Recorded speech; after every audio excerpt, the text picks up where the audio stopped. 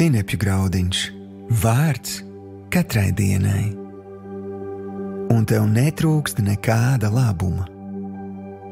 Šodienas rakstu vieta. Tiem, kas uzticēsies tam kungam, netrūkst nekāda labuma. 34. psalms, 10. pants. Šodienas pārdomas.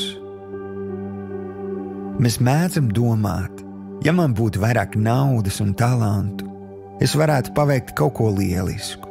Ja man būtu tas un tas, es būtu laimīgs. Bet kamēr tu jūties tā, it kā tev kaut kā trūktu, tu izrādi, ka neesi pateicīgs par to, kas tev jau ir. Tā tu nekad nespēsi baudīt savu dzīvi. Tavai attieksmei ir jābūt. Dievs man ir apgādājis ar visu, kas man nepieciešams šim brīdim. Man nekad nekas nevar pietrūkt, pat nevis mazākais sīkums, jo es esmu mīlošā tēva aprūpē. Ja man tas nav, tad man to tagad nevajag. Ja man to vajadzēs, tas atnāks īstajā laikā, un Dievs zina kā. Šodienas lūgšana.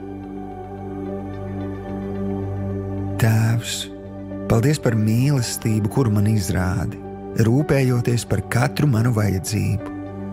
Piedod, ka ar savu neticību un šaubīšanos esmu ierobežojis tavu darbu manā dzīvē.